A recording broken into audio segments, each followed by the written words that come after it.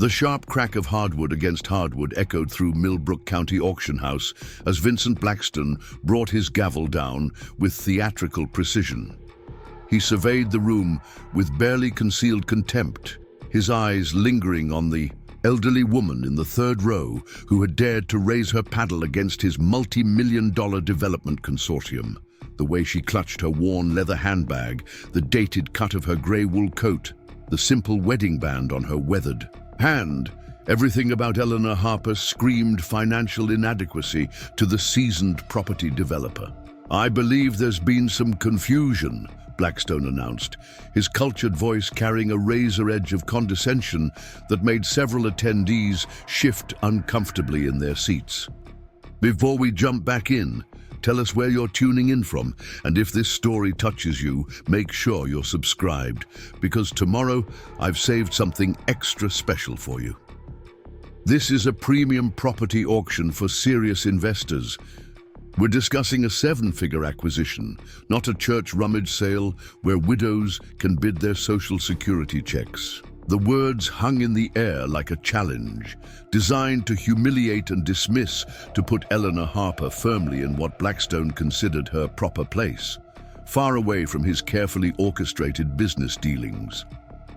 But 30 minutes later, when a convoy of official state vehicles surrounded the auction house and men in federal windbreakers began securing the exits, Vincent Blackstone's arrogant certainty crumbled like ancient parchment. The distinguished woman who stepped from the unmarked sedan, flanked by FBI agents, fixed him with eyes that held no mercy.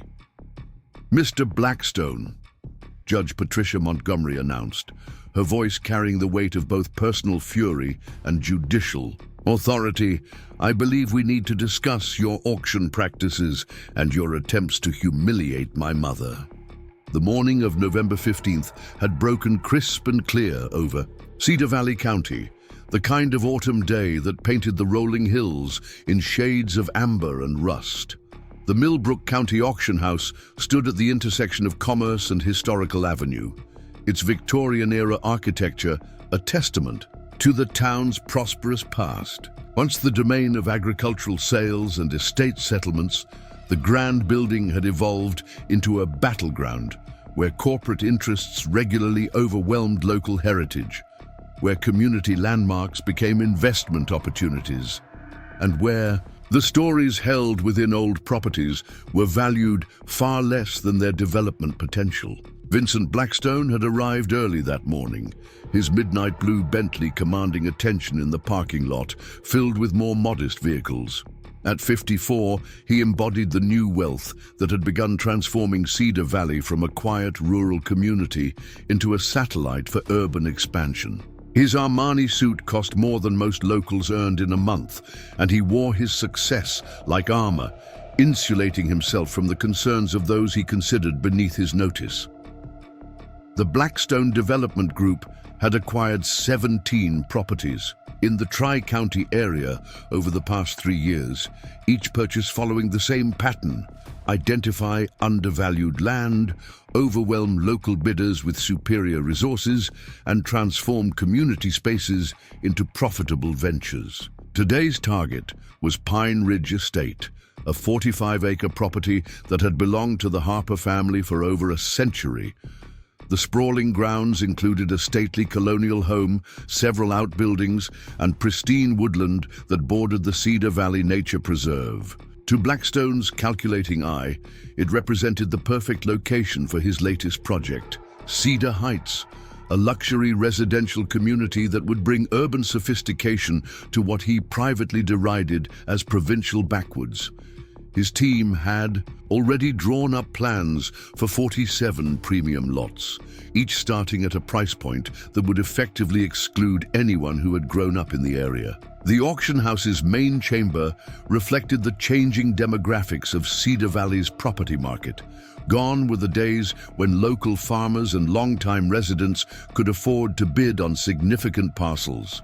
Instead, the room filled with representatives from investment firms, development corporations, and real estate conglomerates. They occupied the premium seating areas, their expensive suits and leather portfolios marking them as members of an exclusive club that operated by different rules than those who had built the community they now sought to transform. Blackstone moved through the gathering crowd with practiced authority, shaking hands with fellow developers and exchanging knowing glances with his assembled team. His reputation preceded him, a man who had perfected the art of property acquisition, who understood that land held no sentimental value beyond its profit potential, and who had never encountered an obstacle that money couldn't overcome. His presence at an auction typically discouraged local participation. Most community members had learned that competing against Blackstone development was an exercise in futility.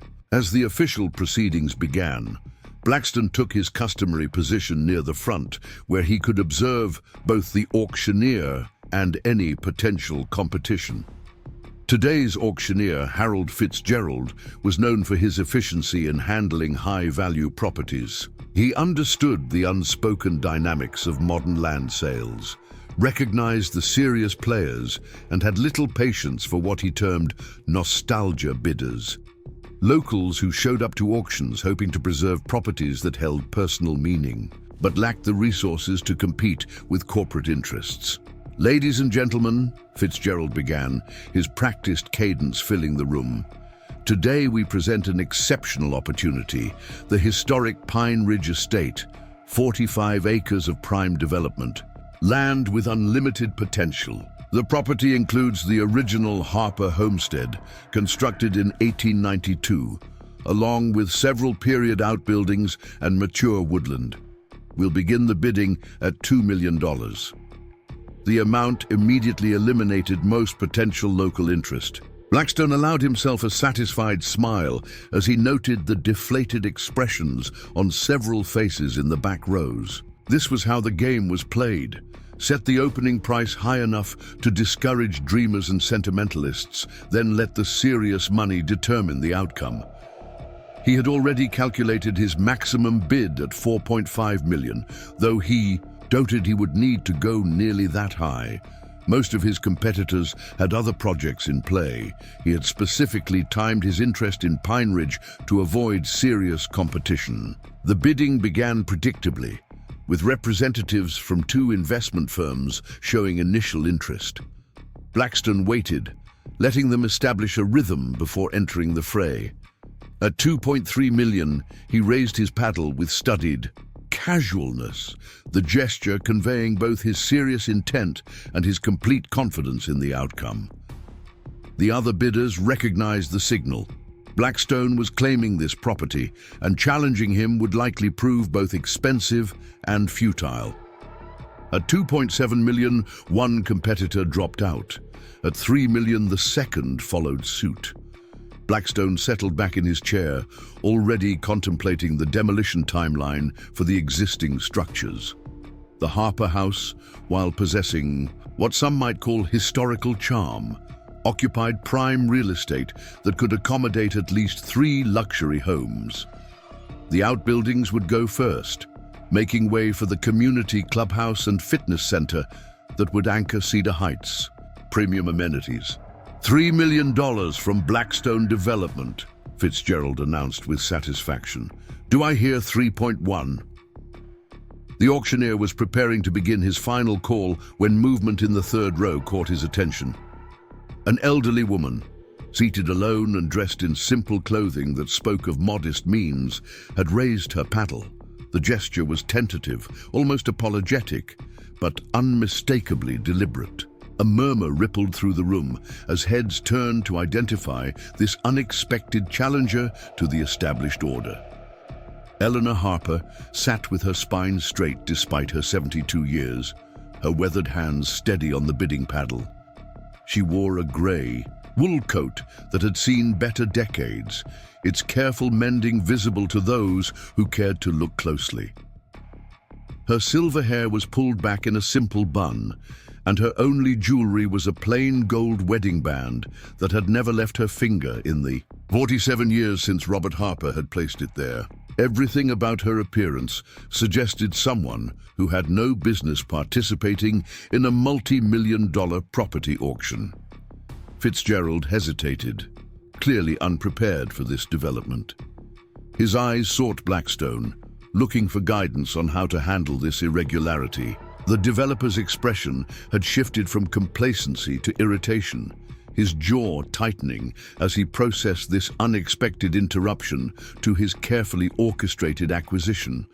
"Madam," Fitzgerald said, his tone straddling the line between politeness and dismissal, "the current bid stands at $3 million.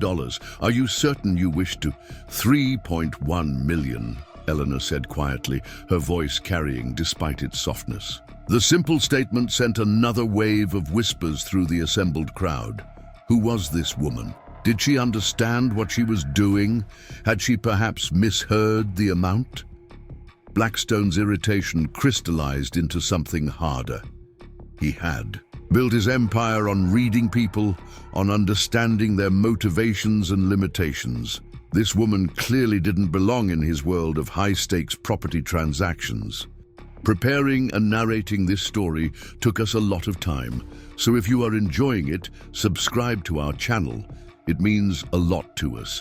Now back to the story. Her presence here was likely some misguided attempt to preserve a piece of local history, a sentimental gesture that would ultimately prove both futile and embarrassing. He decided to end this charade quickly and decisively. Rising from his seat, with deliberate authority, Blackstone addressed the room. $3.2 million, he announced, then turned to face Eleanor directly. "Madam, I admire your enthusiasm, but this is a serious business proceeding. These properties require substantial resources not just for acquisition, but for development and maintenance. Perhaps you should—" "3.3 million, Eleanor interrupted softly, her pale blue eyes meeting his with unexpected steadiness. The room fell silent. Even the auctioneer seemed at a loss for words. Blackstone's face darkened as he realized this wasn't going to be as simple as he'd assumed. He studied Eleanor more carefully now, trying to reconcile her modest appearance with her apparently serious intention to bid against him. The disconnect was jarring. Everything about her suggested limited means, yet here she sat, calmly raising the price on a property that most successful businesses couldn't afford. "Madam," Blackstone said, his voice taking on the condescending tone he used with difficult tenants or obstructive local officials, "I'm not sure you understand the full implications of what you're doing. This isn't a symbolic gesture or a community fundraiser. This is a legally binding auction. The winner will be required to provide immediate proof of funds and complete the transaction within 30 days. Given your circumstances, I would hate to see you embarrassed when—" "3.4 million, Eleanor said, her voice still quiet, but now carrying an edge of steel that surprised everyone present. Blackstone's carefully maintained composure cracked. He strode toward Eleanor's row, his expensive shoes clicking against the hardwood floor with sharp authority. Several people in nearby seats instinctively leaned away as he passed, his presence radiating barely controlled anger. "Listen carefully," he said, stopping directly in front of Eleanor, forcing her to look up at him. "I don't know what game you think you're playing, but this auction is for serious investors. We're not here to indulge whatever sentimental attachment you might have to this property. This is business, real business, conducted by people who understand market values and development potential. You're wasting everyone's time with this performance." Eleanor's hands tightened slightly on her handbag, but her voice remained steady. "I understand perfectly, Mr. Blackstone. The current bid is $3.4 million. Will you be raising it?" The simplicity of her response seemed to infuriate Blackstone further. He turned to Fitzgerald, his voice rising. "This is ridiculous. Are we really going to pretend that this woman has the resources to complete such a purchase? Look at her. She probably doesn't have enough in her savings account to cover the deposit, let alone the full amount. This is a premium property auction, not a charity event for confused widows. The word widow hung in the air like a slap. Several attendees shifted uncomfortably, the cruelty of the statement breaking through the usual detachment of business proceedings. Eleanor's face paled slightly, but she didn't flinch. "My husband passed away 3 years ago," she said quietly. "But my financial situation is my own business. The bid stands at $3.4 million. Blackstone's laugh was sharp and dismissive. "Your husband? Let me guess, he left you the family farm, maybe a small life insurance policy. Do you have any idea what $3.4 million actually means? That's not bingo money or social security checks. That's serious capital, the kind that requires genuine financial backing, not whatever modest inheritance you're trying to stretch." He turned back to the room, addressing the assembled investors with exaggerated patience. "I apologize for this interruption, ladies and gentlemen. Some people don't understand the difference between community sentiment and commercial reality. This is precisely why Cedar Valley needs development, to bring a more sophisticated understanding of property values and proper business practices to the area." The insult was deliberate and cutting, designed to emphasize the gulf between Eleanor's world and the one Blackstone inhabited. Several local residents in the back rows lowered their eyes, feeling the sting of his words personally. This was how it always went. Outside money arrived, dismissed local concerns as provincial ignorance, and transformed communities without regard for the people who had built them. Eleanor stood slowly, her movements careful but dignified. At her full height, she barely reached Blackstone's shoulder, but something in her bearing made several people sit up straighter. "Mr. Blackstone," she said, her voice carrying clearly through the room, "you know nothing about me, my husband, or our relationship to this property. Your assumptions reveal more about your character than my financial capabilities. Now, if you're finished with your performance, I believe we have an auction to complete." The direct challenge sent a ripple of surprise through the crowd. Blackstone's face flushed with anger and embarrassment. No one spoke to him this way, especially not someone so clearly out of their depth. He had built his reputation on dominating, negotiations, on reducing opposition to submission through sheer force of personality and financial might. "Security!" he called sharply, his voice echoing off the auction house walls. "This woman is disrupting legitimate business proceedings. Please escort her out so we can continue with serious bidders only." 2 uniformed security officers began moving toward Eleanor's row, their expressions uncomfortable but professional. The moment crystallized the fundamental power imbalance. Blackstone commanded authority, could summon force to remove obstacles, while Eleanor stood alone with nothing but her determination and her worn handbag. "You can't simply remove someone for bidding against you," Eleanor said, but her voice had lost some of its earlier strength. The approaching officers, the hostile atmosphere, the weight of Blackstone's contempt, it was all pressing down on her. "This isn't about bidding," Blackstone declared loudly enough for everyone to hear. "This is about maintaining the integrity of our business proceedings. We can't have confused elderly people wandering in off the street, disrupting serious transactions with fantasy bids they could never honor. It's cruel to allow such delusions to continue." The security officers reached Eleanor's row. One of them, Officer Daniel Brooks, had gone to high school with Eleanor's son. His face showed his discomfort as he spoke quietly. "Ma'am, I'm sorry, but perhaps it would be best if..." "If what?" Eleanor asked, her voice now trembling slightly. "If I agreed that only the wealthy deserve to bid on property? If I accepted that my money is worth less than his because I don't arrive in a luxury car or wear designer clothing?" But the momentum had shifted entirely to Blackstone's favor. The other investors were already checking their phones, preparing for the auction to resume once this embarrassing interruption was handled.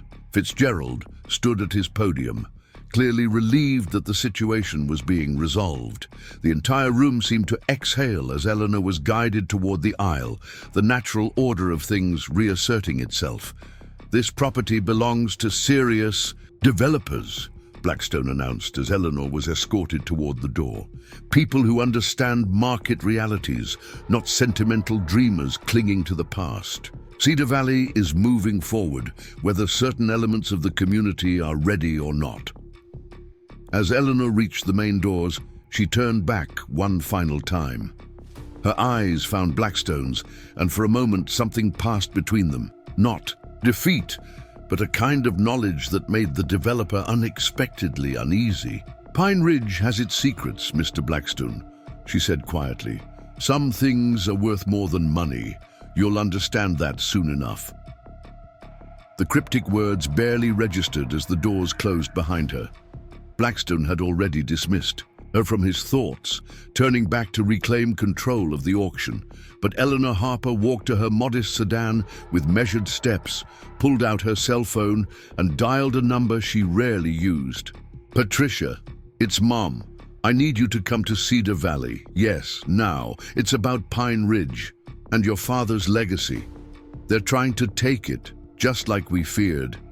She listened for a moment, then added quietly, "Bring Marcus Chen with you. And Patricia, you might want to alert the federal authorities. It's time they learned what's really buried beneath that property." As Eleanor ended the call and settled into her car, she glimpsed her reflection in the rearview mirror. The woman looking back at her appeared elderly and fragile, easily dismissed by men like Vincent Blackstone.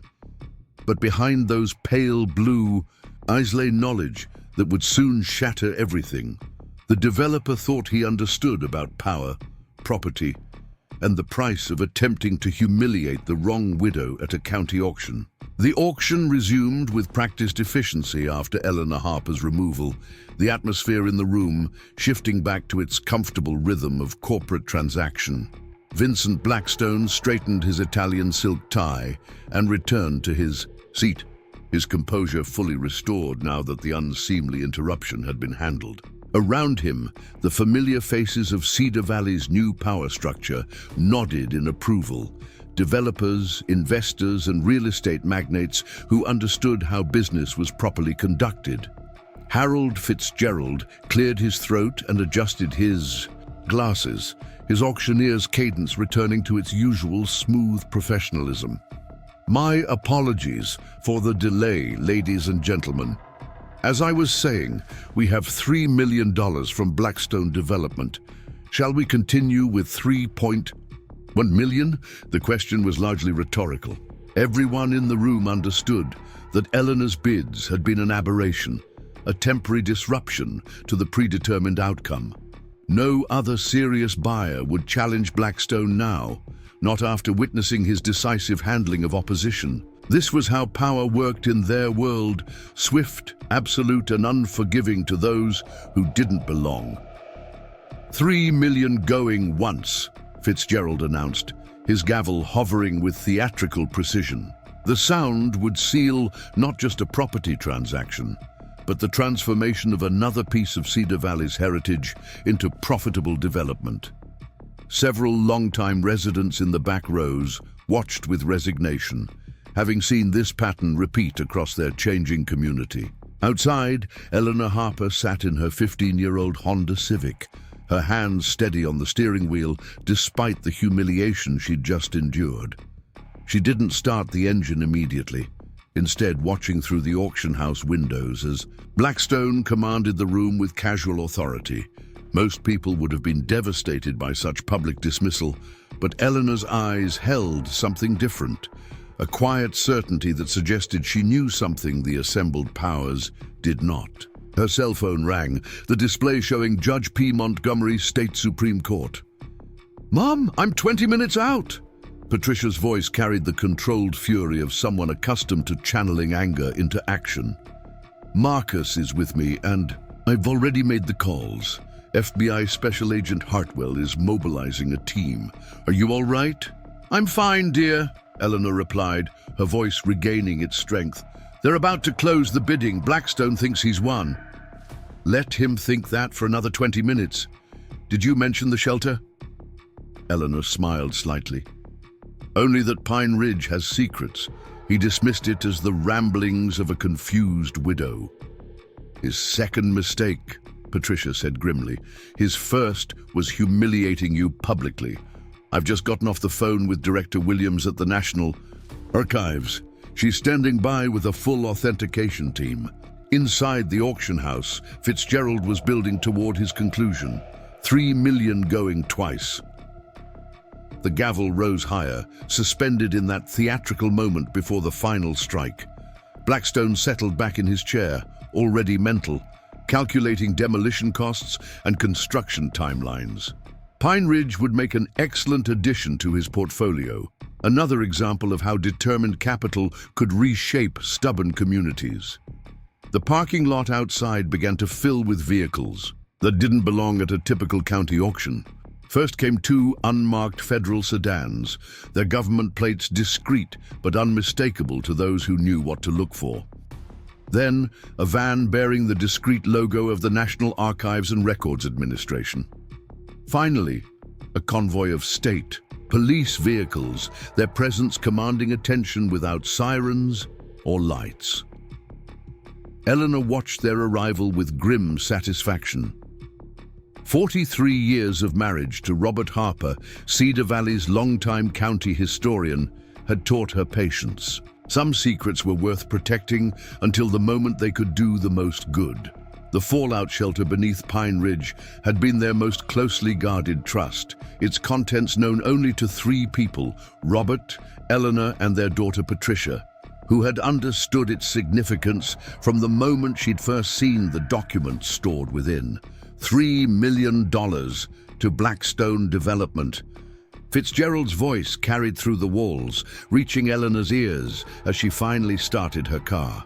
She wouldn't need to go far, just to the small cafe across the street, where she could watch the next act unfold. Inside, Blackstone was already standing, accepting congratulations from his assembled team. James Mitchell, his lead attorney, was preparing the paperwork that would transform Pine Ridge from the Harper family legacy into Cedar Heights, the latest jewel in Blackstone Development's crown. Exceptional work, Vincent, Mitchell said, his practiced smile reflecting years of successful property acquisitions. The old woman certainly tried to make it interesting. Blackstone's laugh was sharp with residual irritation. Delusional locals. They never understand that sentiment doesn't pay bills or create value. At least we handled it quickly. I want demolition to begin within. The main doors of the auction house opened with enough force to draw every eye in the room. 2 federal agents entered first, their FBI credentials visible on their belts, their expressions suggesting this was not a social visit. Behind them came a woman whose presence immediately commanded attention. Patricia Montgomery, Associate Justice of the State Supreme Court, her black judicial robes replaced by a severe business suit that somehow carried equal authority. At 45, Patricia had her mother's intelligent eyes, but wielded them like weapons rather than shields. She moved through the room with purpose, flanked by State Attorney General Marcus Chen and a phalanx of federal and state law enforcement officers. The transformation in the room's atmosphere was immediate and complete, from comfortable commercial proceeding to something far more serious. Mr. Fitzgerald, Patricia addressed the auctioneer without preamble. This auction is hereby suspended, pending federal investigation. The gavel, still raised for the final strike, lowered slowly as Fitzgerald processed the sudden turn of events. Your Honor, I don't understand.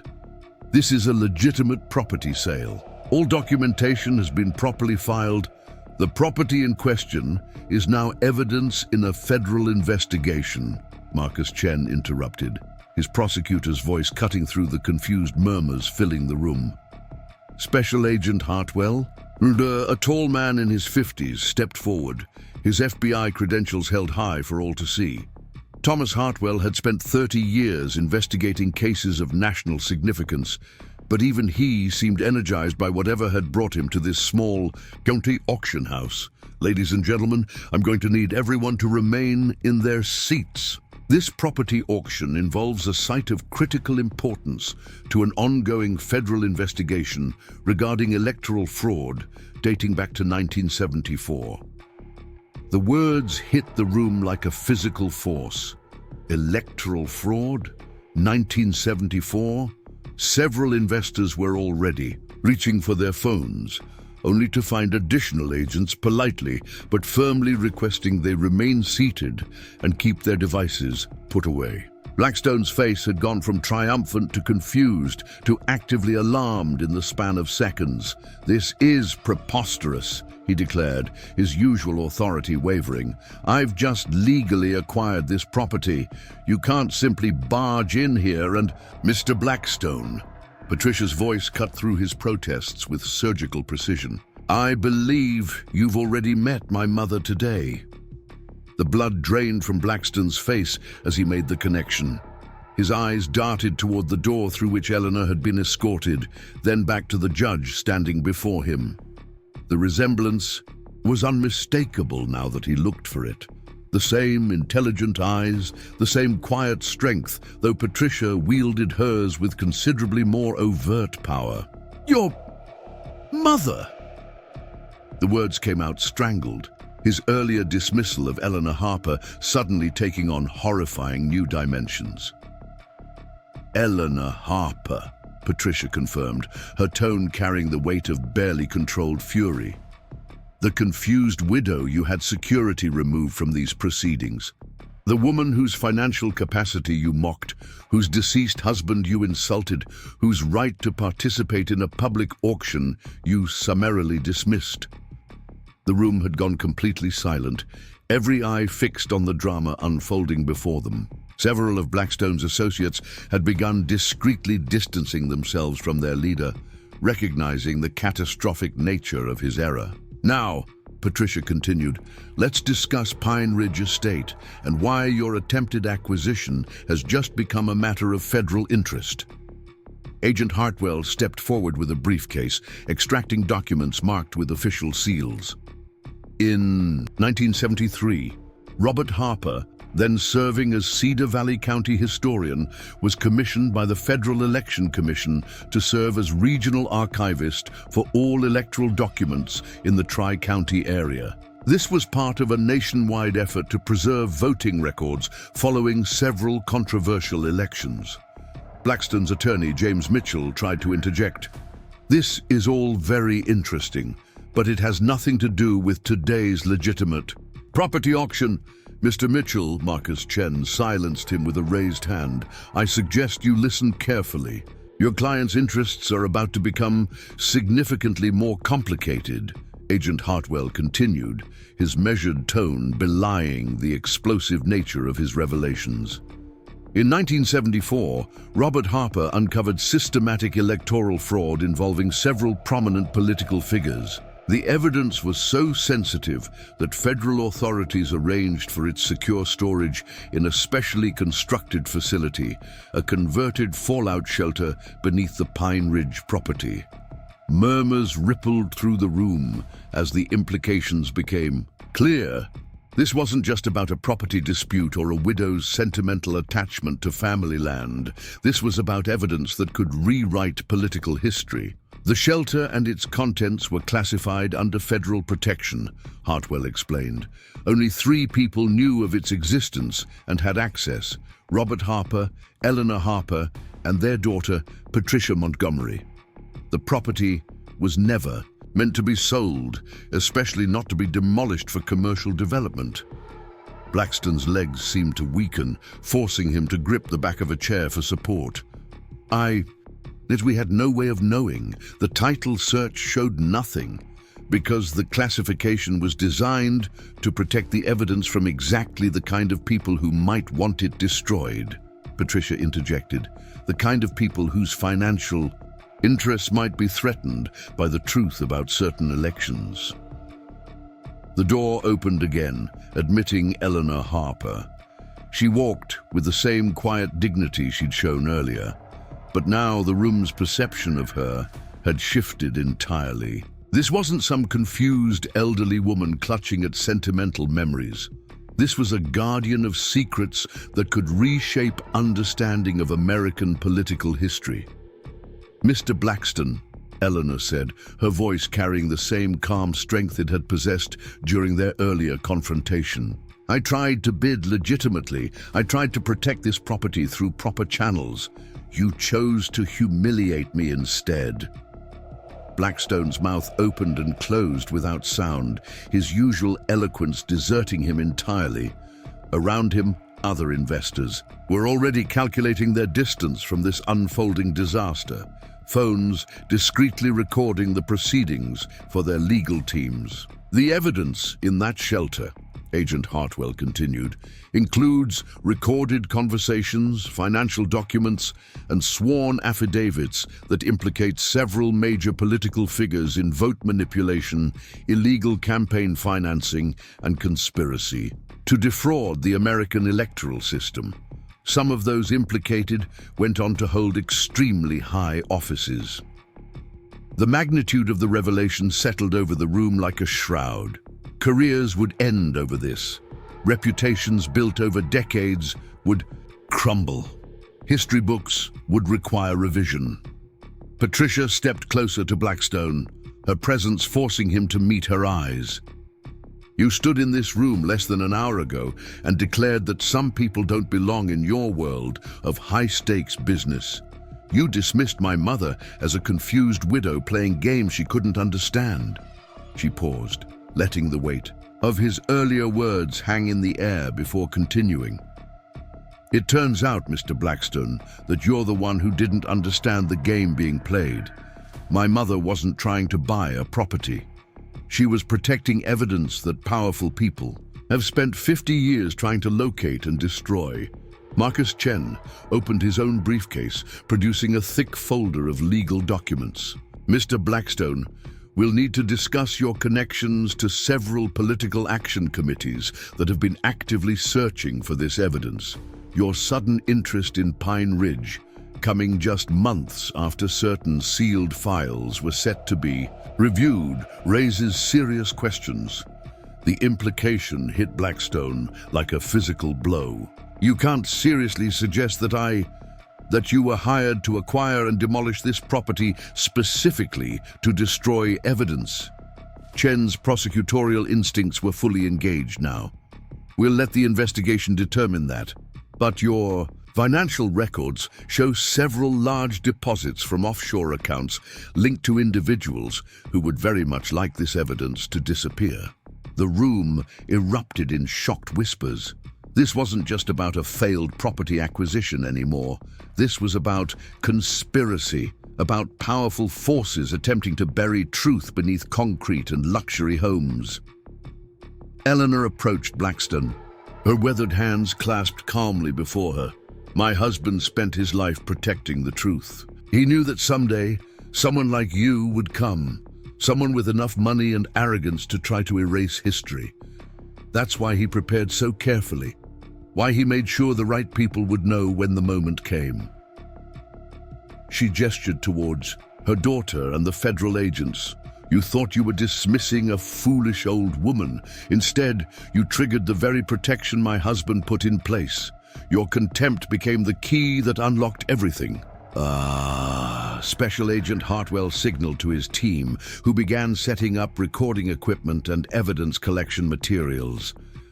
"We'll be placing Pine Ridge under federal protection immediately. The property is now a crime scene and historical preservation site. No development, no demolition, no access without federal authorization." Blackstone's attorney tried one last desperate gambit. "This is all circumstantial. You can't prove my client knew anything about this supposed evidence." Patricia's smile was sharp as a blade. "Actually, we can. You see, Mr. Mitchell, when your client had my mother escorted out, she made a phone call. That call was to me, but it was also monitored by federal authorities who have been watching Pine Ridge for years, waiting for someone to make exactly the move your client made today." She pulled out a tablet, swiping to display financial records. 3 days ago, Blackstone Development received a transfer of $5 million from a shell corporation linked to Senator William Richardson, one of the primary subjects of the 1974 investigation. The transfer memo referenced Cedar Valley, acquisition, urgent priority. The name sent another shockwave through the room. Richardson had been a towering figure in American politics, his legacy built on decades of public service. If he was implicated in electoral fraud. "We've been investigating the Richardson connection for months," Agent Hartwell added. "We knew someone would eventually move on Pine Ridge. We just needed to wait for them to reveal themselves."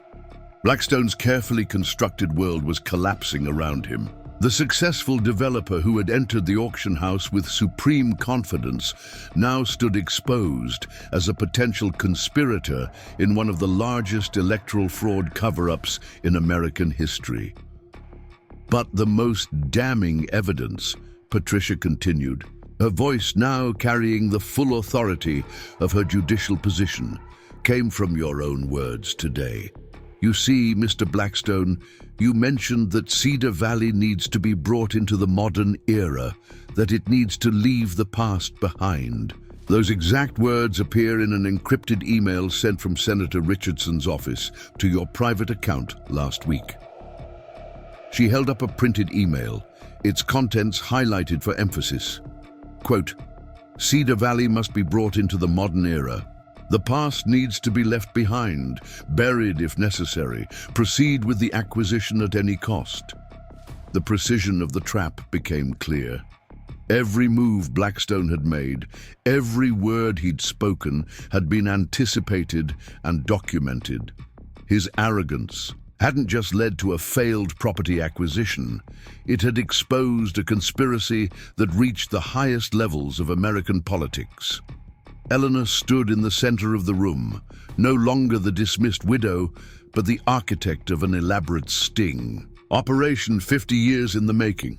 My husband always said that truth has patience. It waits for the right moment, the right circumstances. Today, Mr. Blackstone, your cruelty provided those circumstances. FBI agents began moving through the room, collecting phones and documents, taking statements from increasingly nervous investors. Several of Blackstone's associates were already distancing themselves, claiming ignorance of any deeper agenda behind the Pine Ridge acquisition. "This is entrapment," Blackstone finally managed, his voice hoarse with desperation. "You set me up. You manipulated." "We did nothing but protect a federal investigation site," Marcus Chen corrected. "You chose to attempt its acquisition. You chose to dismiss Mrs. Harper. You chose cruelty over courtesy. Those choices have consequences."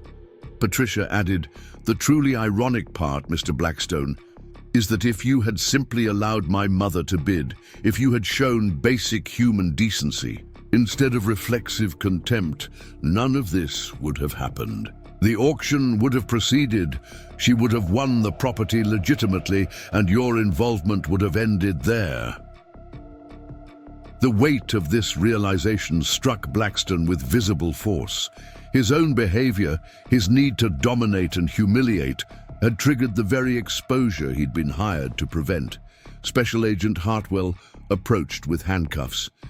"Vincent Blackstone, you're under arrest for conspiracy to obstruct justice, attempted destruction of federal evidence, and conspiracy to commit fraud. You have the right to remain silent." As Blackstone was led away, his empire crumbling with each step, Eleanor Harper returned to the seat from which she'd been so unceremoniously ejected. The auction room, which had witnessed her humiliation, now served as the stage for a very different kind of justice. Patricia sat beside her mother, the two women sharing a moment of quiet triumph. "Dad would be proud," Patricia said softly. Eleanor nodded, her eyes glistening with unshed tears. He always believed the truth would find its way. He just needed us to protect it long enough. The room gradually emptied as federal agents continued their work, collecting evidence that would reshape understanding of American political history. The Pine Ridge estate, saved from demolition, would soon reveal its secrets, documents that would trigger investigations, end careers, and finally bring justice for electoral crimes committed half a century ago. As the last of the conspirators were led away and the auction house fell silent, Eleanor Harper stood once more, this time with her daughter beside her. They walked to the window overlooking the Pine Ridge property, its 45 acres stretching toward the horizon. "What happens now?" Eleanor asked. Patricia smiled, the expression softening her prosecutorial intensity. "Now we honor Dad's legacy. The shelter gets opened under federal supervision. The documents get authenticated and released. The truth finally sees daylight." Eleanor touched the window glass gently, her reflection overlaying the view of the land her husband had died protecting. He always said the hardest part wasn't gathering the evidence. It was knowing when to reveal it. "And he trusted you to make that decision," Patricia reminded her. "You chose the perfect moment." Outside, news vans were already arriving, their satellite dishes extending like modern monuments to the power of information. By evening, the story would reach every corner of the nation. How a widow's humiliation at a county auction had exposed a conspiracy that reached the highest levels of power. Eleanor Harper had entered the auction house that morning as a target for mockery, easily dismissed by those who measured worth in dollars and influence.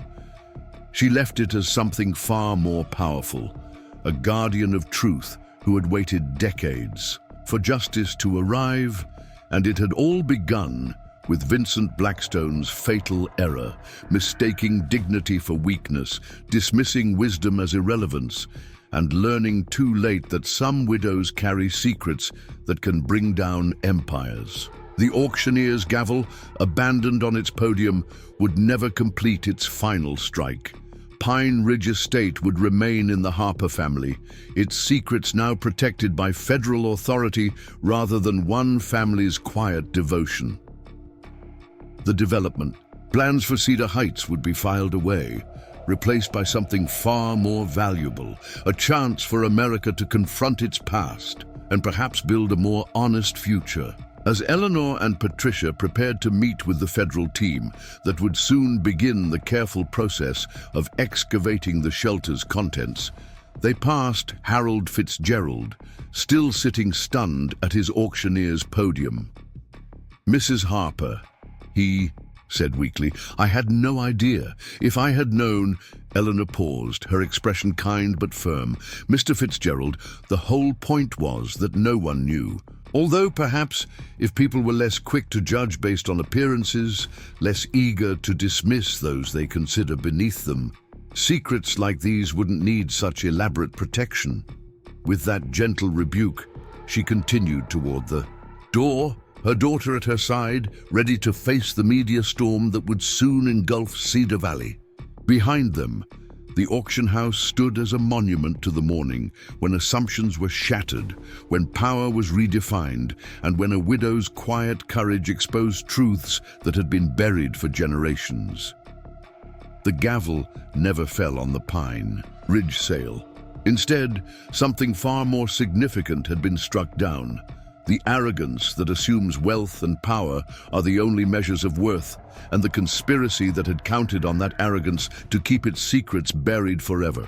The aftermath of Vincent Blackstone's arrest sent shockwaves through Cedar Valley County that extended far beyond the auction house walls. Within hours, the quiet rural community found itself at the center of a national media storm. News vans lined Historic Avenue, their satellite dishes creating an impromptu skyline against the autumn sky. Reporters from every major network descended on the small town, eager to uncover more details about the conspiracy that had hidden in plain sight for nearly 5 decades. Eleanor Harper sat in the county sheriff's office, a cup of coffee growing, cold in her hands as she provided her formal statement to federal investigators. The small interrogation room felt worlds away from the grandeur of the auction house, but here, surrounded by patient FBI agents and dedicated prosecutors, she finally felt the weight of her secret beginning to lift. "Mrs. Harper, Special Agent," Artwell said gently, his recorder capturing every word, "can you walk us through your late husband's involvement with the electoral documents? When did he first discover the irregularities?" Eleanor's fingers traced the rim of her coffee cup, her mind traveling back through the decades.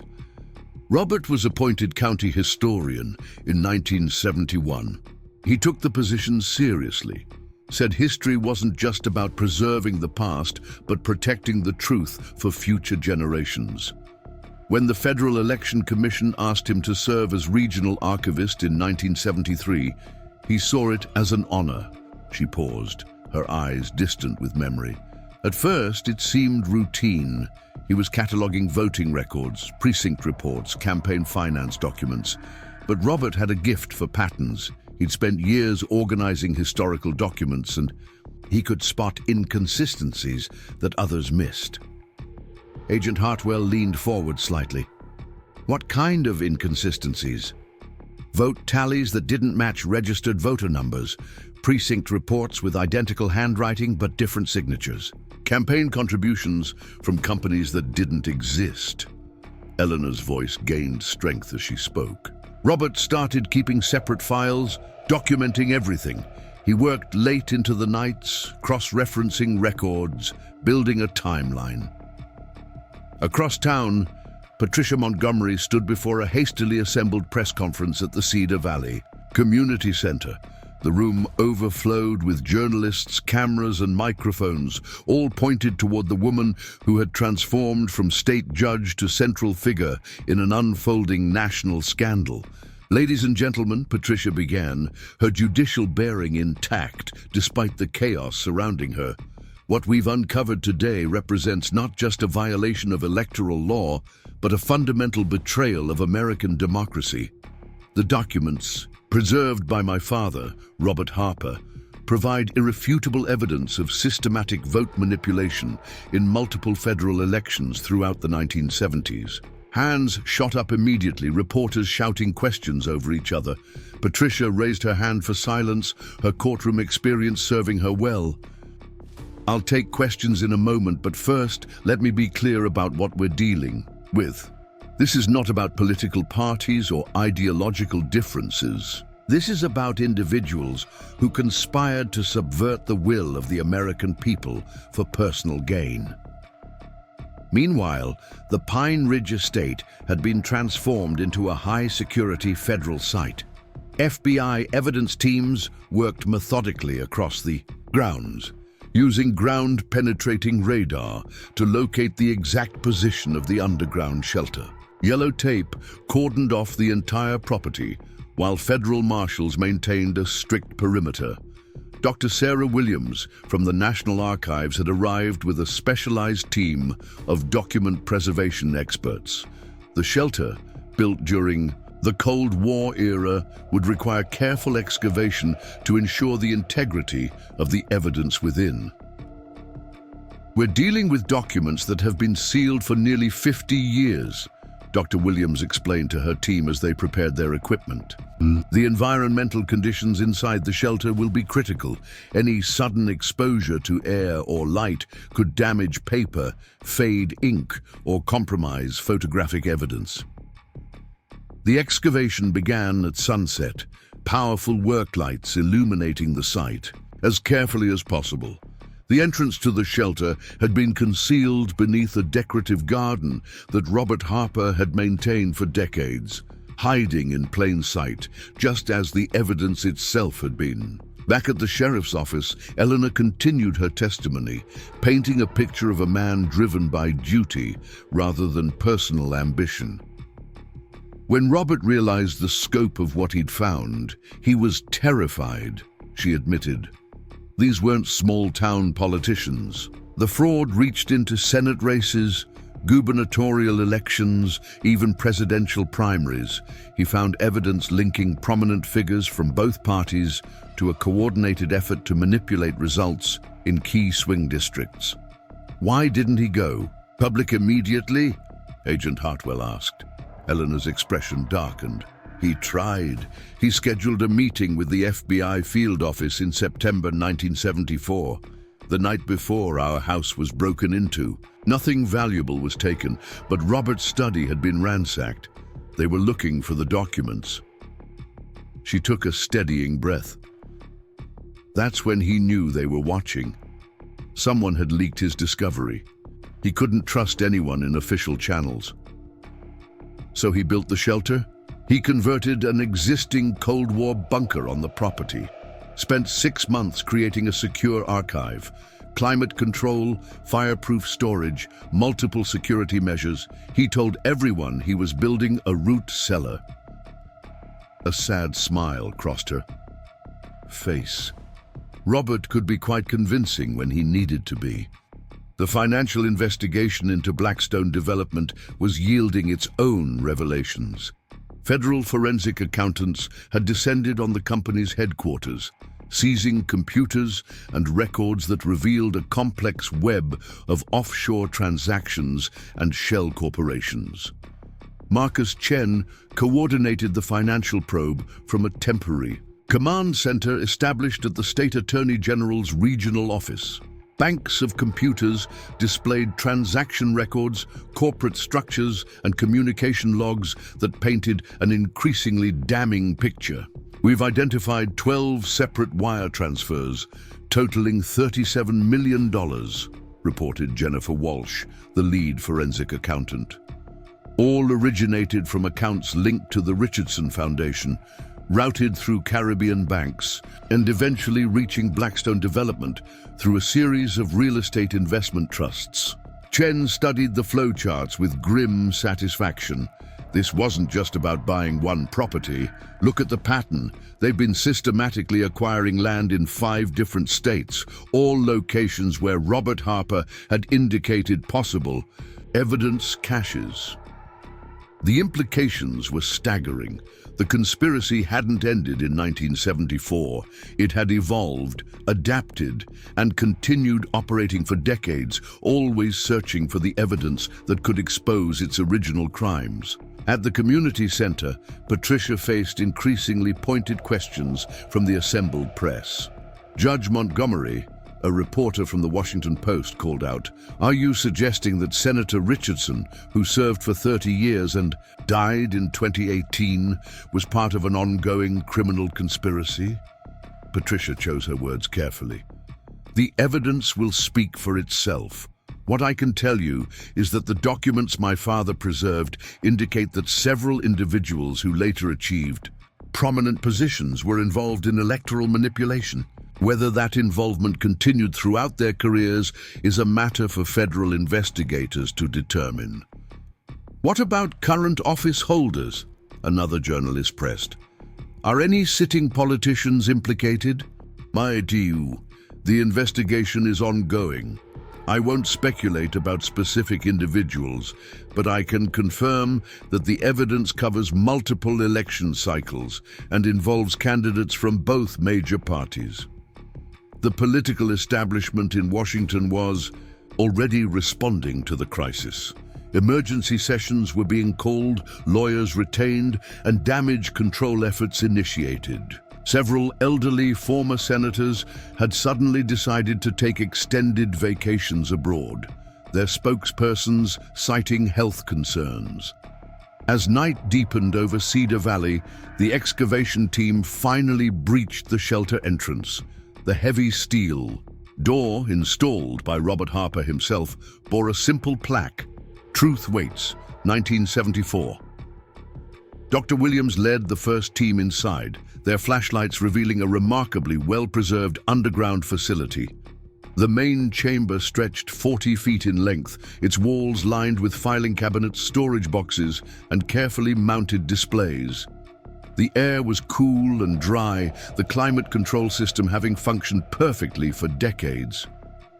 "My God," whispered one of the archivists, his light playing across the organized rows of evidence. He created a museum down here. Look at the documentation system. Everything is catalogued, cross-referenced, preserved to archival standards. The team began their preliminary inventory, cameras documenting every detail before any item was disturbed. What they found exceeded even their most optimistic expectations. Robert Harper hadn't just preserved evidence. He had created a comprehensive chronicle of electoral fraud that included recorded conversations captured on reel-to-reel tapes, each carefully labeled with date, time, and participants. Financial records showing money flows between candidates, corporations, and foreign entities, sworn affidavits from election officials who had been pressured to alter results, photographic evidence of ballot tampering and voter roll manipulation, a detailed journal in Robert's own hand, documenting his investigation and the threats he received. Most damning of all was a section labeled The Network, a wall-sized chart showing connections between political figures, business leaders, and foreign operatives. At its center was Senator William Richardson, with lines radiating out to dozens of other names, some immediately recognizable, others requiring further investigation. Eleanor had been brought to the site once the shelter was secured. She stood at the entrance, tears streaming down her face as she saw her husband's life's work finally revealed. "He spent every evening for 6 months setting this up," she told Dr. Williams. "He said it was his duty to history, to democracy itself. He knew he might not live to see it exposed, but he trusted that someday the right moment would come." Patricia joined her mother, both women standing in silent tribute to Robert Harper's dedication. The quiet county historian had created something extraordinary, not just an archive, but an unassailable fortress of truth. The media frenzy intensified as details of the shelter's contents began to leak. Political commentators struggled to process the implications, while social media exploded with theories and speculation. The hashtag #TruthWaits 1974 began trending globally, accompanied by calls for immediate congressional investigations. Vincent Blackstone, now in federal custody, had retained a team of high-powered attorneys who were already attempting to distance their client from the larger conspiracy. In his holding cell, the once powerful developer sat in orange coveralls, his empire crumbling with each new revelation. James Mitchell, Blackstone's former attorney, had quickly agreed to cooperate with federal investigators, providing emails and documents that further illuminated the conspiracy's modern operations. His testimony revealed that Pine Ridge was just one of 17 properties targeted for acquisition, each believed to contain evidence from Robert Harper's investigation. Blackstone was hired specifically because of his reputation for aggressive acquisitions, Mitchell explained to investigators. The Richardson Foundation needed someone who could overwhelm local opposition, someone who wouldn't ask questions about why certain properties were so important. The investigation expanded rapidly, with FBI field offices in multiple states executing search warrants on properties linked to the conspiracy. In several locations, they found evidence of recent excavations. Someone had been systematically searching for Robert Harper's hidden caches, destroying what they found. 3 days after the auction house confrontation, a joint task force raided the offices of the Richardson Foundation in Washington, D.C. What they found there opened entirely new avenues of investigation: communications with foreign governments, evidence of ongoing election interference attempts, and financial records suggesting the conspiracy had never actually ended, but had evolved into something far more sophisticated. Eleanor Harper, once dismissed as a confused widow, had become an unlikely national hero. Letters and emails poured in from across the country, thanking her for her courage, sharing their own stories of fighting against seemingly insurmountable odds. The woman who had been escorted from an auction house in humiliation now found herself invited to testify before Congress, to share her story with a nation hungry for truth. The Pine Ridge Estate Shelter continued to yield its secrets. Among the most significant discoveries was a sealed envelope marked to be opened only in the event of national crisis. Inside, Robert Harper had left a personal message. To whoever finds this archive, know that it was created not from paranoia, but from patriotism. The evidence contained here proves that our democratic systems are vulnerable to those who would subvert them for personal gain. I have paid a price for this knowledge. My career was destroyed, my family threatened, my reputation maligned. But truth has its own power. It waits, patient and implacable, for those brave enough to reveal it. I trust that if you are reading this, that moment has come. The letter concluded with a list of additional evidence caches hidden across the country, each location chosen for its symbolic significance. A library in Philadelphia, a courthouse. In Richmond, a newspaper archive in Chicago. The conspiracy may have been national in scope, but so was Robert Harper's determination to preserve the evidence against it.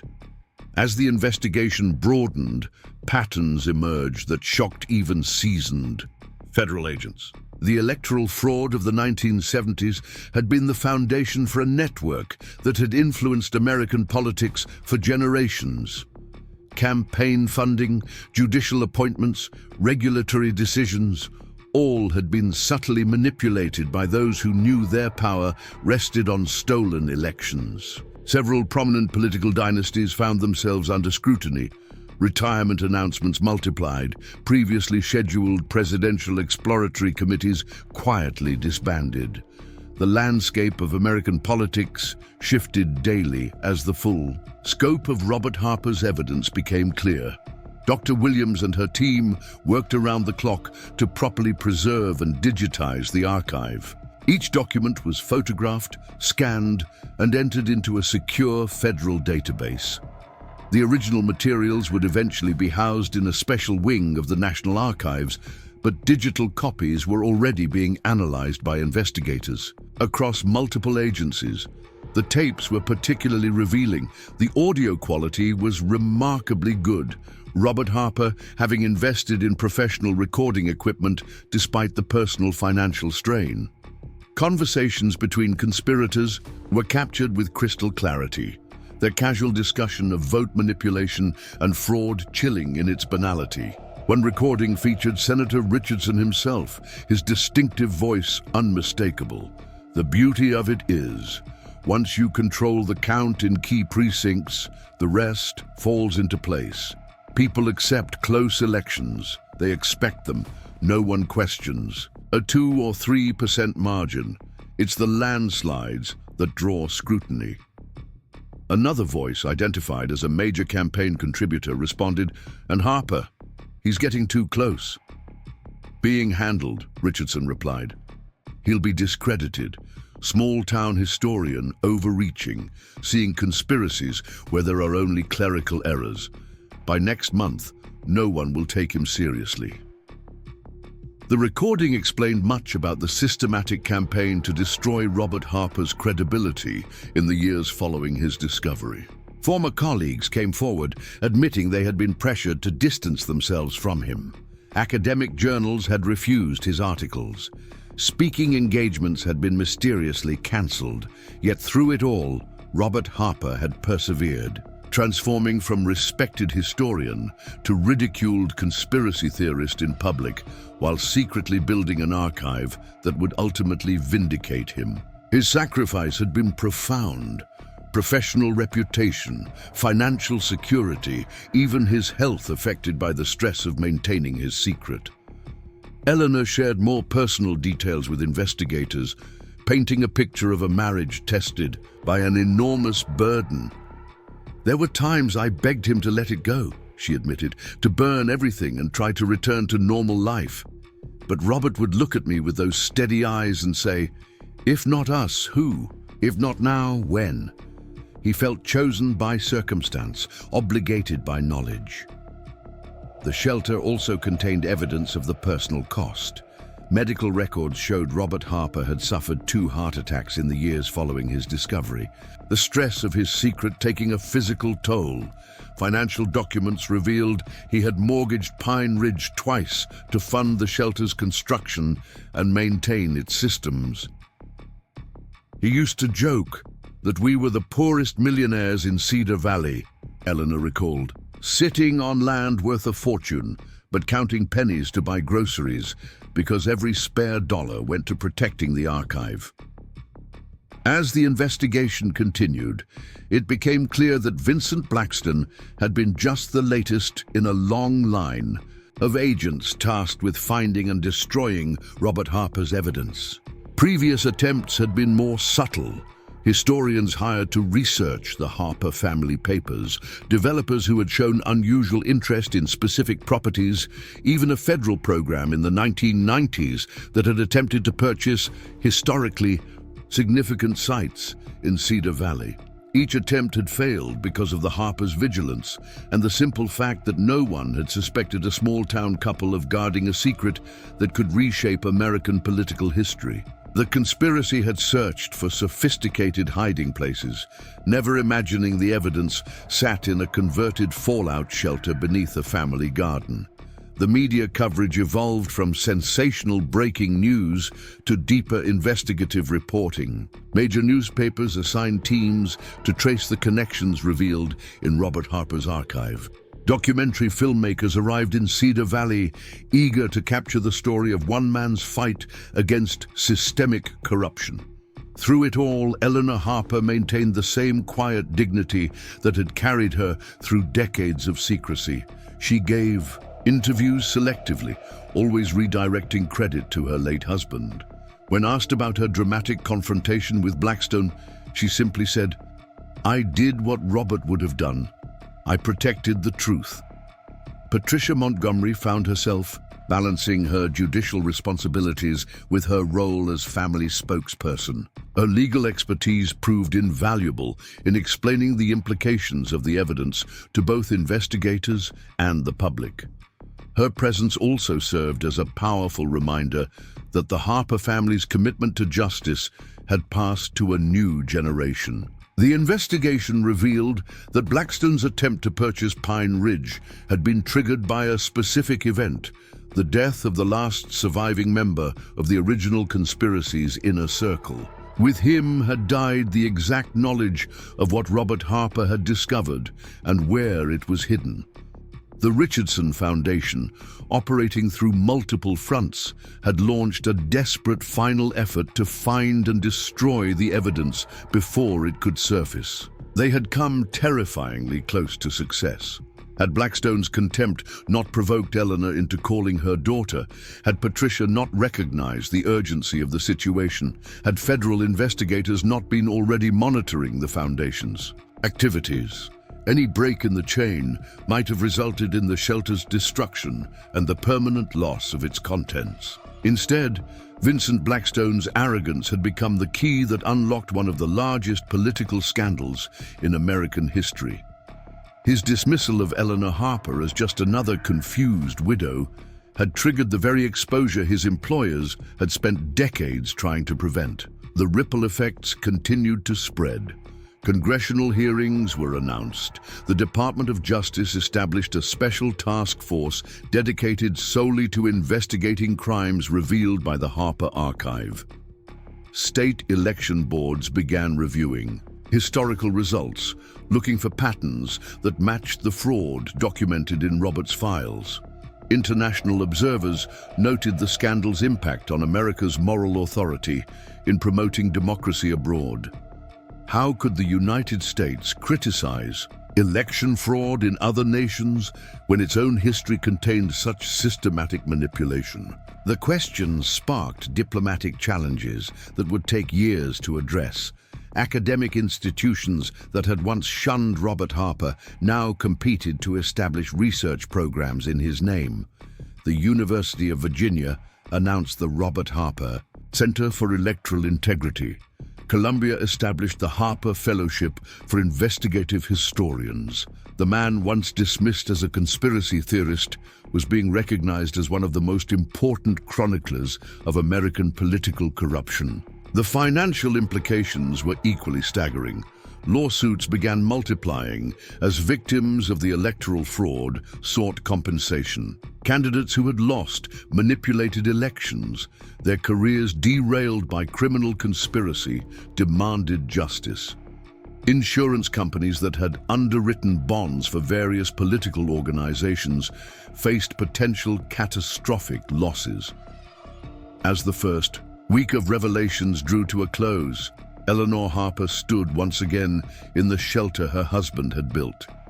FBI agents had removed the most critical documents, but the space still bore testament to Robert's methodical mind and unwavering determination. He knew this day would come, she said to Patricia, who stood beside her. He used to say that truth has its own gravity. Eventually, everything falls toward it. Patricia squeezed her mother's hand. He also knew he could trust you to choose the right moment. Blackstone's cruelty provided the perfect catalyst. Eleanor nodded, remembering the morning at the auction house. Robert always believed that arrogance would be their downfall, that someday someone would overreach, would let their contempt override their caution. He was right. Above them, Pine Ridge Estate was being transformed again, this time into a memorial and museum dedicated to electoral integrity. The property that Vincent Blackstone had coveted for luxury development would instead become a monument to the power of truth and the courage required to protect it. The Harper family's sacrifice, decades of secrecy, professional ridicule, financial hardship, had not been in vain. The evidence Robert had preserved was reshaping American democracy, forcing a reckoning with crimes that had been buried for generations. As news crews continued their coverage and investigators pursued new leads, one truth had become undeniable. A single person's dedication to justice, supported by family loyalty and triggered by an act of casual cruelty, had changed the course of history.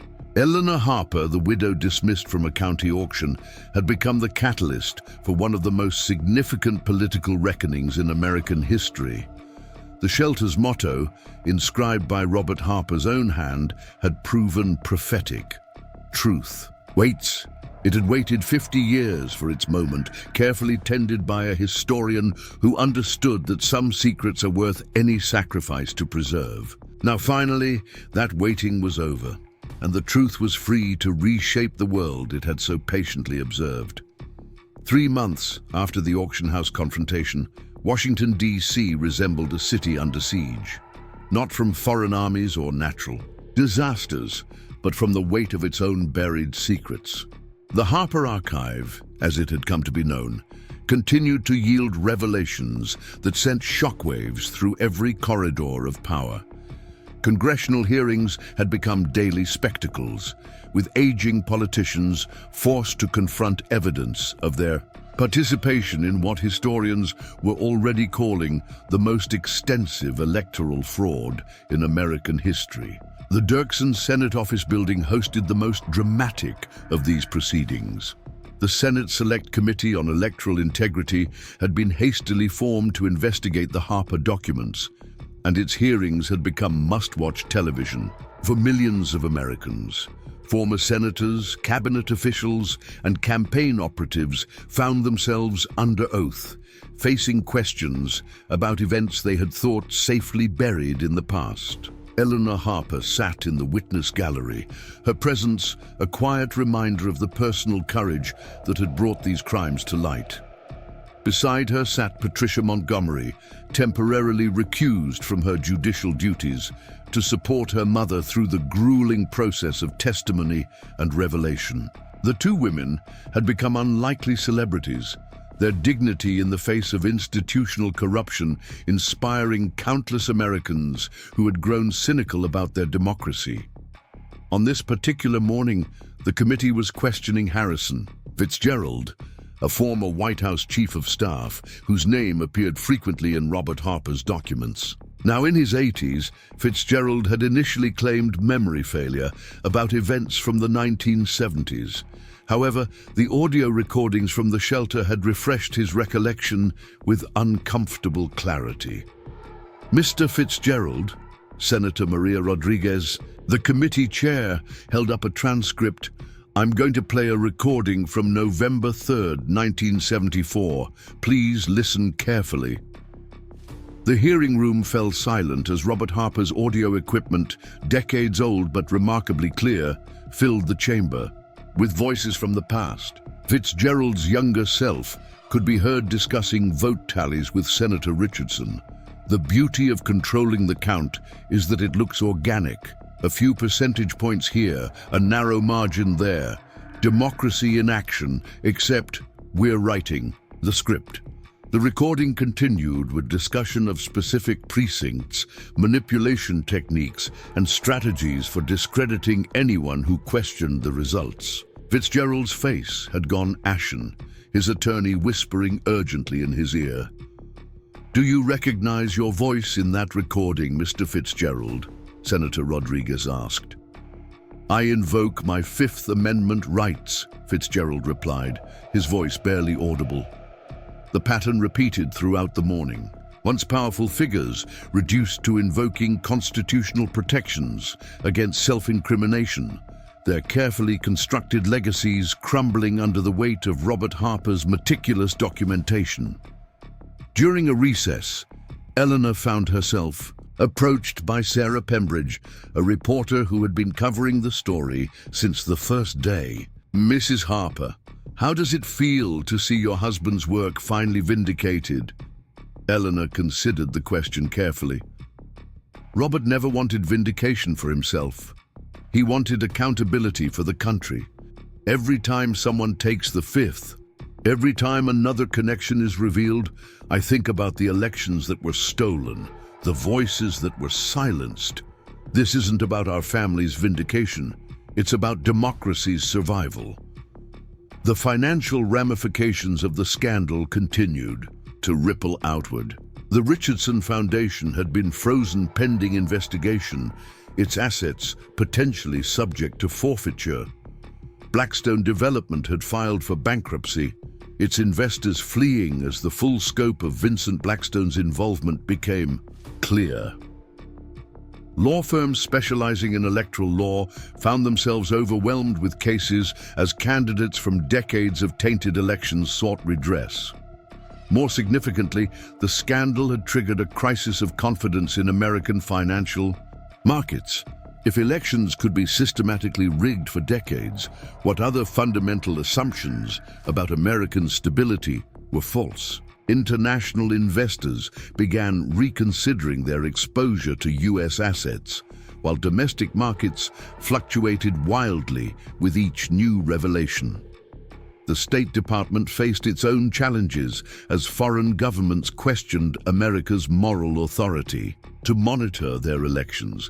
How could U.S. officials criticize electoral irregularities abroad when their own system had been compromised for so long? Diplomatic relationships that had endured for decades suddenly required careful renegotiation. In Cedar Valley, the transformation was equally profound. Pine Ridge Estate had become a pilgrimage site for those seeking to understand how one man's dedication to truth could reshape a nation. The National Park Service had fast-tracked its designation as a National Historic Site, while private donations poured in to establish the Robert Harper Institute for Democratic Integrity. The Institute's first major project was creating a complete digital archive of the shelter's contents. Dr. Sarah Williams led a team of dozens, working to preserve not just the documents, but the context in which they had been compiled. Virtual reality tours were being developed, allowing people worldwide to experience the shelter as Eleanor and Patricia had first seen it, a testament to one man's refusal to let crimes against democracy go undocumented. Vincent Blackstone's trial had become a separate spectacle. Denied bail as a flight risk, he watched his empire crumble from a federal detention facility. His attorneys had attempted to portray him as merely an ambitious businessman caught up in forces beyond his understanding, but the evidence suggested a more active role. Emails recovered from his private server showed extensive communication with Richardson Foundation operatives, including detailed discussions about eliminating the Harper problem. Most damning was a message sent just days before the auction. "The widow poses no threat. She's a nobody. Elderly, limited resources, no connections. I'll handle her personally. The property will be ours by end of week, and whatever her husband buried will be under concrete by Christmas." The arrogance displayed in that message had proven to be Blackstone's undoing. His contempt for Eleanor Harper, his certainty that wealth and power made him untouchable, had triggered the very exposure he'd been hired to prevent. In his cell, he had ample time to reflect on how catastrophically he had misjudged the situation. The investigation had also revealed attempts to infiltrate the Harper family's inner circle. Background checks on household employees, investigation of Patricia's judicial career, even surveillance of Eleanor's daily routines, all had been documented in files seized from Richardson Foundation offices. The conspiracy had been watching, waiting for an opportunity to access Pine Ridge without raising suspicions. One particularly chilling discovery was a psychological profile of Eleanor Harper, prepared by a private intelligence firm. The report had concluded she was a minimal threat, devoted to her late husband's memory but lacking the resources or connections to pose serious opposition to acquisition efforts. Recommended approach: standard pressure tactics, financial overwhelming, social isolation if necessary. The profile's spectacular miscalculation had become a cautionary tale about the dangers of underestimating ordinary people driven by extraordinary purpose. Eleanor Harper might have appeared powerless by conventional measures, but she had carried a secret that toppled dynasties. International reaction to the scandal varied by region. European allies expressed shock, but also a degree of satisfaction. American lectures about democratic values would carry less weight now. Russia and China seized on the revelations as evidence of Western hypocrisy. Smaller democracies found themselves questioning whether their own elections had been influenced by American interference. The United Nations announced a special commission to study the global implications of the Harper revelations. If American elections had been systematically manipulated, what about international elections, where the US had played advisory roles? The question opened entirely new areas of investigation. Academic institutions worldwide began revising their understanding of late 20th century American politics. Textbooks required rewriting, doctoral dissertations needed updating. Political science departments found themselves questioning fundamental assumptions about American democratic resilience. The Harper Archive revealed that the electoral fraud had been remarkably sophisticated. Rather than crude ballot stuffing, the conspirators had employed subtle techniques: voter roll purges, targeting specific demographics, strategic placement of faulty voting machines, manipulation of media narratives to suppress turnout in key districts. The methods had evolved with technology, but the core strategy remained consistent: small manipulations that collectively swung close elections. Perhaps most disturbing were documents suggesting the conspiracy had studied and incorporated techniques from authoritarian regimes worldwide. A folder labeled International Best Practices contained analyses of electoral manipulation in various countries, with notes on which methods could be adapted for American use. The conspirators had been students of anti-democratic tactics, refining their approach based on global examples. Eleanor found herself drawn repeatedly to one particular document in her husband's archive, a letter he had written but never sent, addressed to future Americans who might discover his work. To those who come after, If you are reading this, then our democratic experiment faces its gravest test. The evidence I've preserved proves that the very foundation of our republic, the consent of the governed, expressed through free elections, has been systematically subverted. I do not know if this revelation comes in time to save our democracy, or merely to document its downfall, but I believe in the resilience of truth and the courage of ordinary citizens. My wife, Eleanor, has borne this secret with grace and determination. Our daughter, Patricia, has prepared herself to act when the moment arrives. They are my heroes, though they may never receive public recognition. Remember this: democracy dies not from foreign invasion or economic collapse, but from the corruption of those entrusted with its care. Vigilance is not paranoia. Documentation is not obsession. And sometimes the greatest act of patriotism is refusing to let crimes against democracy go unrecorded.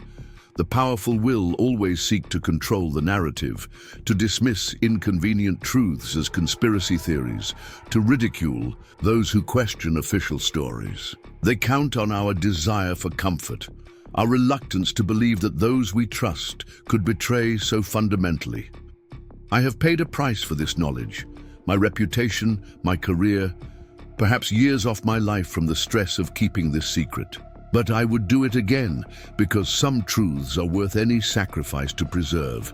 May you have the wisdom to act on what you learn here, and the courage to face whatever consequences follow. Robert Harper, citizen. The letter perfectly captured the spirit of the man who had sacrificed so much to preserve evidence of crimes against democracy. It became a rallying cry for reform movements worldwide, translated into dozens of languages and shared millions of times on social media. As the months passed, concrete reforms began emerging from the chaos of revelation. The Electoral Integrity Act of 2025 passed Congress with overwhelming bipartisan support, a comprehensive overhaul of American election systems, including mandatory paper trails, independent auditing requirements, and severe penalties for electoral manipulation. The Supreme Court, in a series of landmark decisions, established new precedents regarding election monitoring and transparency. Several justices cited Robert Harper's archive in their opinions, noting that the Founding Fathers' vision of democratic governance required active protection against those who would subvert it. State governments initiated their own reforms, many going beyond federal requirements. Oregon established a citizen oversight commission for all elections. Texas required public streaming of vote counting. Maine created an independent archive to preserve electoral documents explicitly modeled on Robert Harper's methods. The international community responded with its own initiatives. The United Nations established the Harper Protocol, a new standard for election monitoring based on the documentation methods Robert had pioneered. The European Union launched a comprehensive review of its own electoral systems, searching for vulnerabilities similar to those exploited in America. Vincent Blackstone's trial concluded with guilty verdicts on all counts. Sentenced to 20 years in federal prison, he became a symbol of how hubris and contempt for ordinary citizens could lead to spectacular downfall. His final statement to the court included a bitter acknowledgement. "I was so focused on what Eleanor Harper lacked, money, connections, power, that I never considered what she had: truth, courage, and a daughter who would come when called." Nay, the Richardson Foundation was formally dissolved, its assets redirected to support democratic institutions. Several other organizations mentioned in the Harper archive faced similar fates. The network that had manipulated American democracy for decades was systematically dismantled, its participants facing justice that had been delayed but not denied. Eleanor Harper received the Presidential Medal of Freedom in a ceremony that drew comparison to recognitions of civil rights heroes. Standing in the East Room of the White House, she accepted the honor on behalf of her late husband, her voice steady as she addressed the nation. Robert often said that democracy is not a gift but a garden. It requires constant tending, vigilant protection against those who would poison its soil. For 50 years, we guarded evidence of such poisoning, waiting for the right moment to act. That moment came when arrogance met opportunity in a county auction house. She paused, looking directly into the cameras. To those who would threaten our democratic foundations, remember this: there are Roberts and Eleanors in every community, ordinary people willing to make extraordinary sacrifices to preserve truth. You may dismiss us as unimportant, mock us as powerless, but we are the true guardians of democracy. The transformation of Pine Ridge Estate into a national memorial proceeded rapidly. The shelter was preserved exactly as Robert had left it, while new buildings housed educational facilities and research centers. The Harper Institute for Democratic Integrity opened with a mission to train election monitors, document electoral processes, and maintain vigilance against future threats to democratic systems. Patricia Montgomery returned to her judicial duties. With enhanced prestige and responsibility, appointed to lead a federal commission on judicial ethics, she brought her father's dedication to documentation and her mother's quiet strength to the role. Her work ensured that the lessons of the Harper Archive were incorporated into legal education and judicial practice. 5 years after the auction house confrontation, American democracy had been fundamentally transformed. Election systems were more secure, transparent, and resistant to manipulation than ever before. Public trust in democratic institutions, initially shattered by the revelations, had begun to rebuild on stronger foundations. The phrase "Harper Standard" had entered the political lexicon, referring to the level of documentation and evidence required to substantiate claims of electoral irregularity.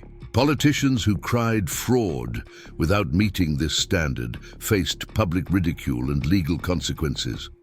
The boy who cried wolf had been replaced by the politician who cried Harper, and the burden of proof was substantial. International relations had also evolved.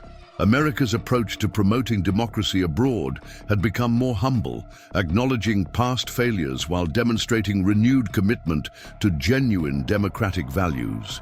The Harper Protocol provided a framework for international election monitoring that respected sovereignty while ensuring transparency. The academic study of the Harper Archive had spawned entirely new fields. Universities offered degrees in democratic integrity studies. The Journal of Electoral History became one of the most prestigious publications in political science. Scholars from around the world came to Cedar Valley to study Robert Harper's methods and motivations. Perhaps most significantly, the Harper story had inspired countless ordinary citizens to become more engaged in protecting democratic institutions. Local Harper societies formed in communities across America, dedicated to monitoring elections, preserving documentation, and maintaining the vigilance Robert had exemplified.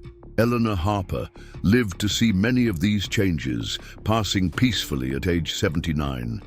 Her funeral drew thousands to Cedar Valley, including former presidents, Supreme Court justices, and ordinary citizens whose lives had been touched by her courage. She was buried beside Robert in a simple plot overlooking Pine Ridge, their headstones bearing matching inscriptions: Guardians of Democracy.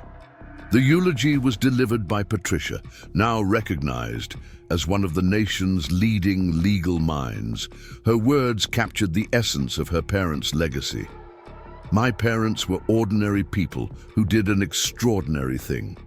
They kept a secret that could have destroyed them, endured ridicule and hardship, all because they believed democracy was worth protecting. They didn't seek fame or recognition. They simply did what citizens must do when their republic is threatened. They stood guard. As Patricia spoke, she held her father's leather-bound notebook, its pages filled with careful observations about electoral patterns and democratic fragility. The notebook had become an artifact of national significance, but to Patricia it remained what it had always been, evidence of her father's dedication and her mother's strength. The morning Vincent Blackstone dismissed my mother as just another confused widow, he made a fatal error. He assumed that power came only from wealth and connections. He never understood that true power comes from truth, and truth cannot be bought, sold, or intimidated into silence. The legacy of the Cedar Valley auction extended far beyond American borders. Democratic movements worldwide drew inspiration from the Harper story. In Myanmar, protesters carried signs reading "Truth Waits." In Belarus, opposition leaders quoted Robert Harper's letters.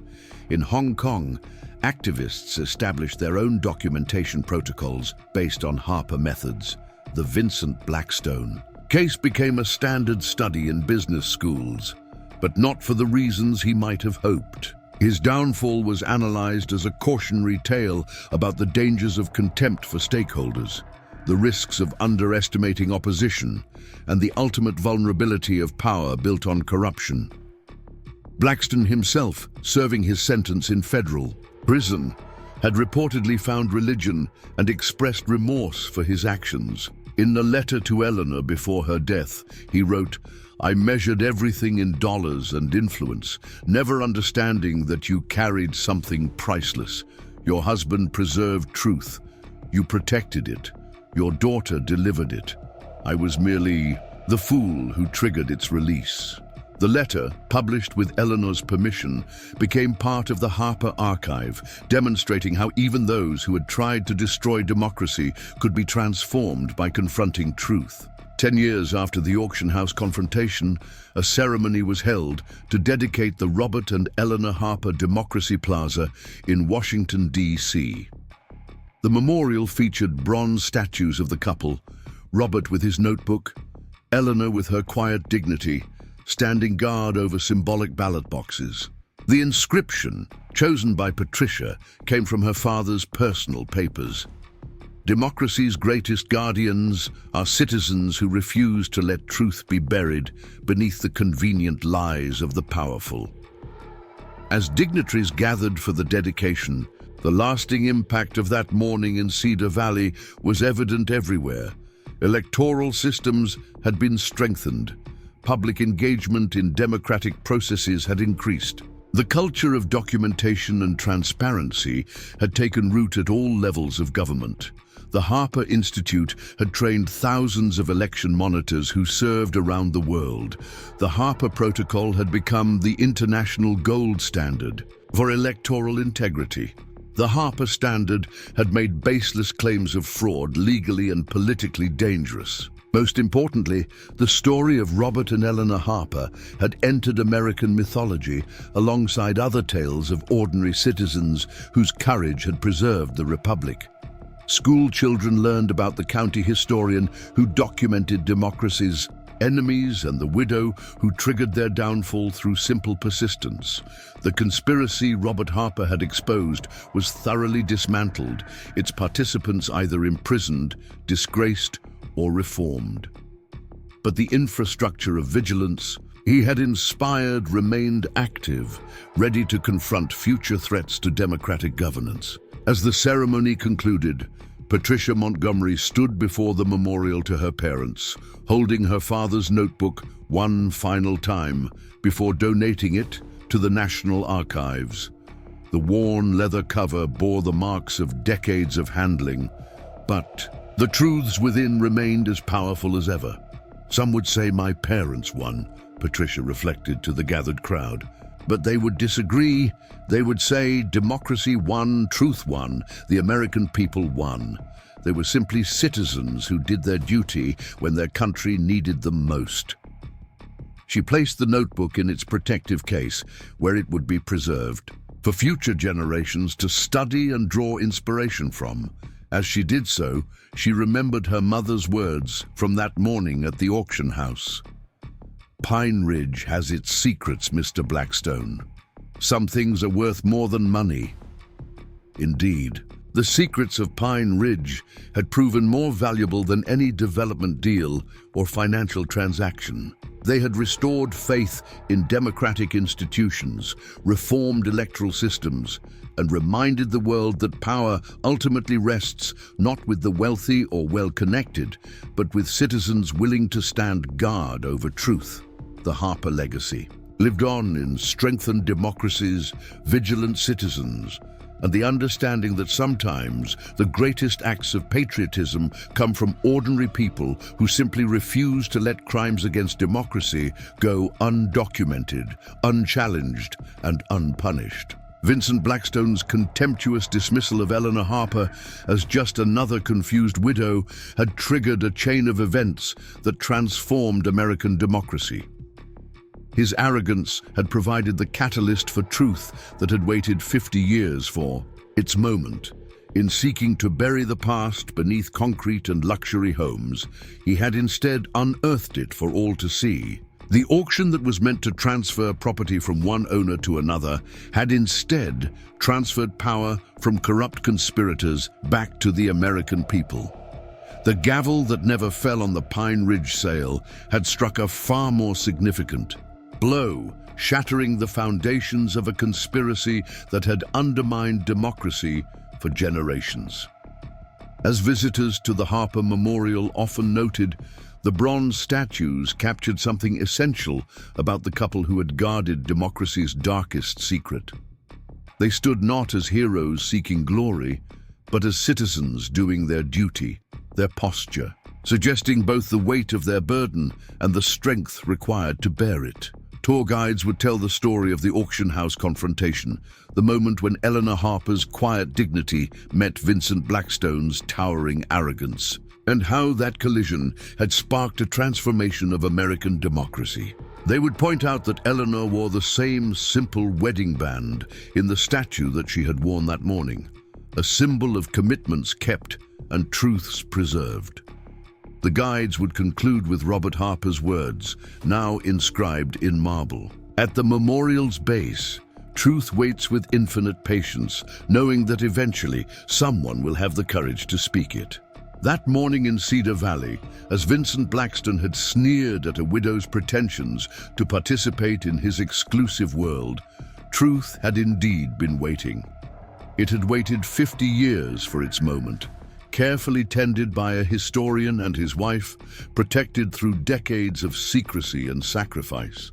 When that moment came, triggered by an act of casual cruelty and breathtaking arrogance, truth had emerged not as a whisper, but as a roar that echoed through the corridors of power, toppled dynasties built on deception, and reminded the world that democracy's ultimate guardians are ordinary citizens who refuse to let it die in darkness. The Harper story had become a testament to the power of documentation, the importance of vigilance, and the profound truth that those who appear powerless by conventional measures may carry secrets that can reshape nations.